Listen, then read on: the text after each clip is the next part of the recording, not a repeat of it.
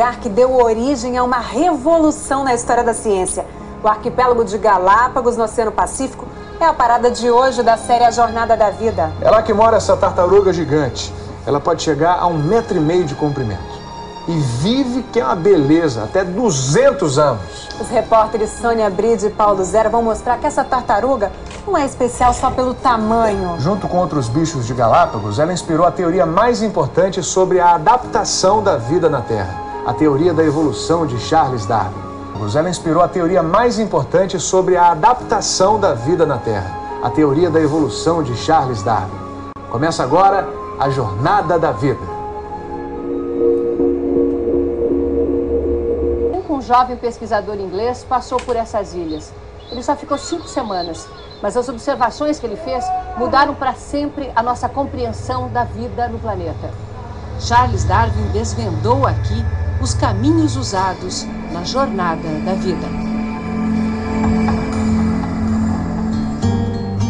Do que considerar Paulo, Lucas e o próprio Jesus, que falam nitidamente em Adão e Eva como pessoas. E com certeza estes homens, esses escritores aí do Novo Testamento, do Antigo Testamento e o próprio Yeshua, eles na verdade aceitam Adão e Eva como pessoas criadas por Deus.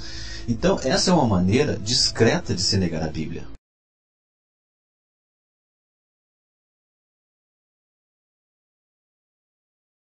Tio dizendo assim: a Bíblia não serve para nada. Ele está usando de uma maneira sutil, quer dizer, seguindo os passos de Kardec e Denis, que também espezinham a Bíblia. Denis, por exemplo, chega a dizer em Cristianismo e Espiritismo que nem mesmo o sangue de um Deus poderia resgatar alguém de alguma coisa. Então estes homens nada têm de cristãos. Eram maçons, na verdade. Tanto Kardec quanto Denis eram seguidores de Albert Pike, um dos maiores propagadores aí da maçonaria, que por sinal é satânica, né? O Chico Xavier, né? O Divaldo Franco e até mesmo Alziro Zarur, não sei se eu posso enquadrar ele aí. Na verdade esses homens são propagadores do quê? Do satanismo, camuflados aí de cristãos, né? Então, gente, o criacionismo, na verdade, porque o espiritismo ele é evolucionista, né? O criacionismo é uma doutrina básica dentro de toda a estrutura do pensamento bíblico. Se nós removermos os primeiros 11 capítulos do Gênesis, né, se nós não os tomarmos como são, na literalidade que eles possuem, nós estaríamos praticamente jogando a Bíblia toda pela janela. Por quê? Porque o que vem depois é praticamente construído em cima dessa base. Porque se não houve criação do homem, né, se o homem, na pessoa de Adão, não caiu, espiritualmente falando, se não existiram os personagens bíblicos, né, como Caim, Abel, Sete, Enoque, Noé, né, até Abraão, como falou lá o Severino, se tudo foi simbologia ou mitologia, como disse Kardec, por exemplo, que Adão foi um mito, então o Evangelho, o Novo Testamento, não passa mais do que uma fábula, né? Daí então a vinda de Yeshua à Terra foi apenas que algo interessante, dividiu a história, né, trouxe ensinamentos de boa moral e pronto. E a morte vicária na cruz, né? Quer dizer, e a relação entre o primeiro e o segundo Adão, esse segundo Adão sendo Yeshua? Ora, se o primeiro Adão foi mito, por que Paulo faz analogias entre Jesus e o mito? Tem cabimento? Diz ele, o primeiro homem, Adão, foi feito em alma vivente, o segundo, espírito vivificante. 1 Coríntios 15:45. O que é a alma vivente? Não seria uma pessoa? O primeiro Adão, homem, alma vivente, né?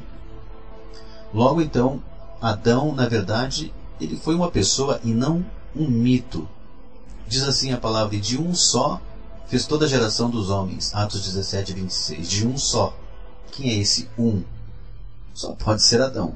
Então Severino, por exemplo, diz que quando Deus criou o homem, ele soprou a Nishmat Haim, né? Quando ele soprou, quando Deus criou o homem. Mas que homem? Se Adão não existiu, em qual homem Deus soprou a Nishmat Haim, né? Então, na verdade, caro amigo, se o Severino não crê que Adão e Eva existiram, eu até pergunto, por que ele cita Gênesis 2:7, falando ali da criação de Adão por Deus? Quer dizer, hipocrisia. Então a questão das origens é extremamente importante. A história de Adão e Eva tentados por uma serpente, que termina com uma mordida mortal num fruto proibido, que o Severino falou maçã, nada a ver, né? Parece para muitos, então, claro, um relato simplório demais, ou até mesmo infantil. Quer dizer, como é que nós poderíamos crer que um episódio assim justificaria o começo histórico da humanidade?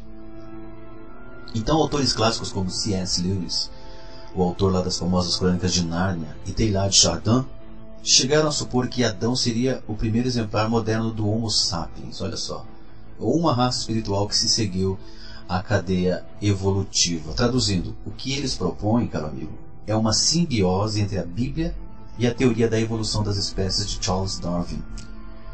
Então isso coloca Adão como resultado das transformações sofridas pelos hominídeos que o antecederam, os tais Pithecanthropus erectus, os Australopithecus ou os Neandertais, quer dizer, esses últimos, embora já foram aí descartados por causa da sua farsa, né? A revista Nature, de 25 de agosto de 2004, publica então a fraude de René von Sitten quanto ao achado de Neandertal. Olha só, René Prost von Sitten foi professor de antropologia da Universidade de Frankfurt por 30 anos antes de, em desgraça, ser forçado a se demitir. Uma comissão da universidade revelou que, ao longo da carreira, Prost havia plagiado trabalhos de colegas e sistematicamente falsificado datas de numerosos fósseis da Idade da Pedra, inclusive um fragmento de crânio chamado de Homem de Ranhofersen, que supostamente ligaria o ser humano ao Neandertal. Bem, claro que essa é apenas uma das inúmeras fraudes descobertas na área evolucionista. Tem muitas, né, que não dá para colocar aqui por causa do tempo.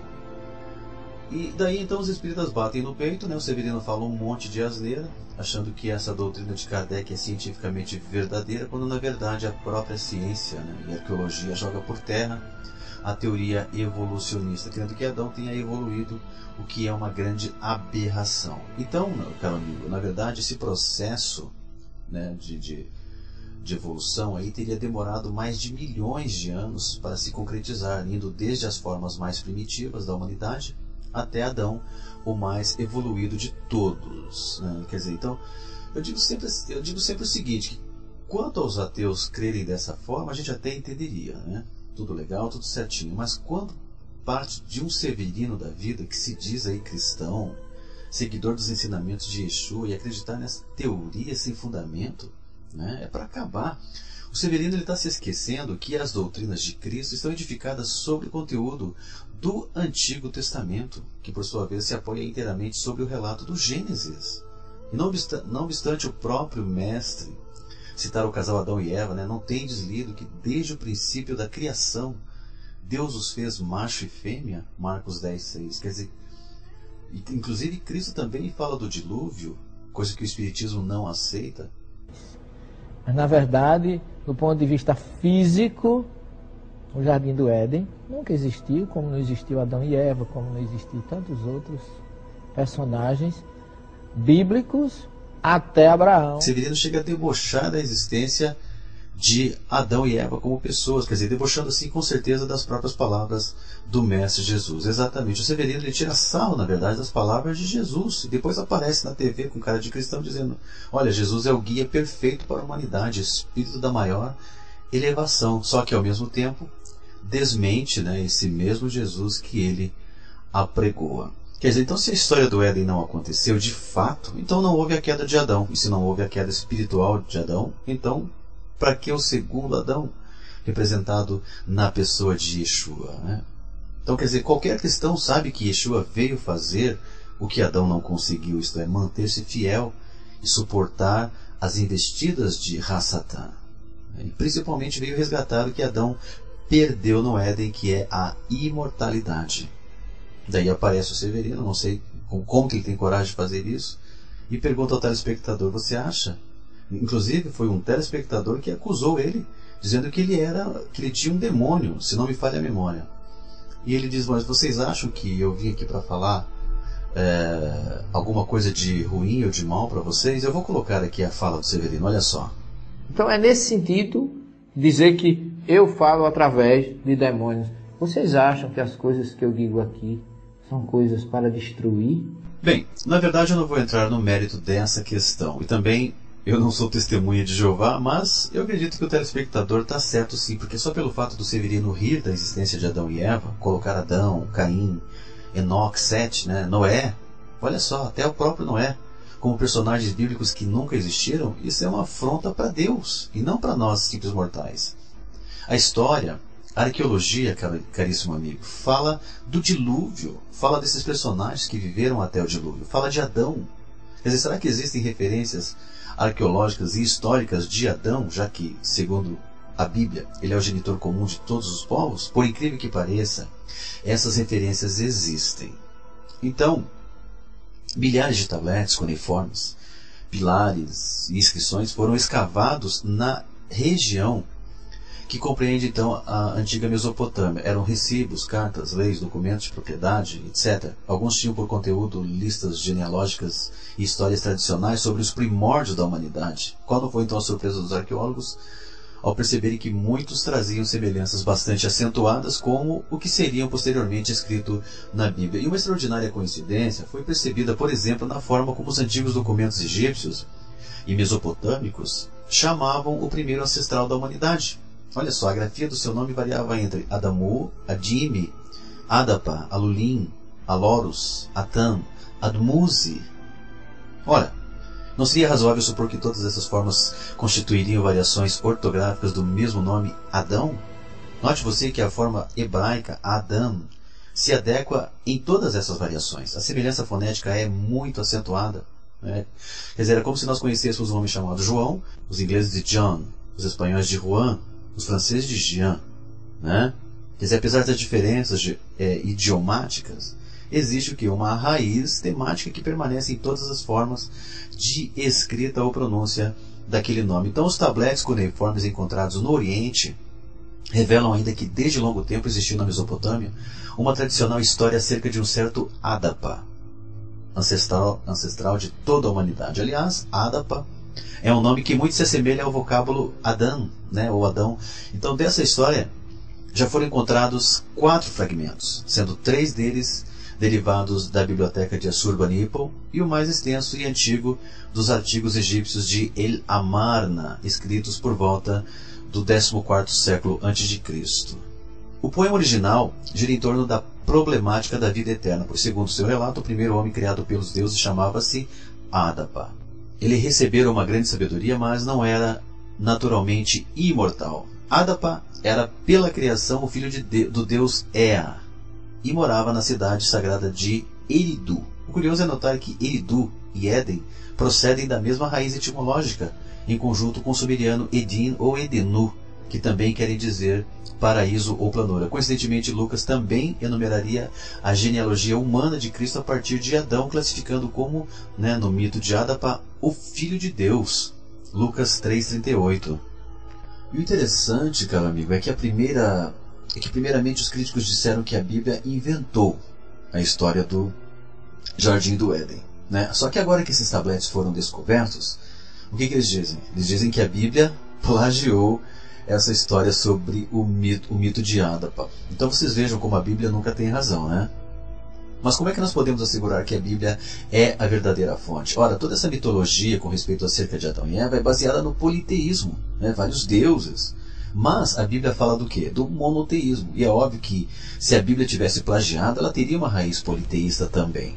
Uma outra coisa é que esses mitos colocam seus deuses nascendo depois da formação do universo. O universo, as forças caóticas, existiam antes dos deuses. Mas a Bíblia é o contrário, colocando como Deus sendo o criador do universo. Quer dizer, o universo vem depois. Quer dizer, a própria mitologia grega então coloca seus deuses como vindo após a formação do universo.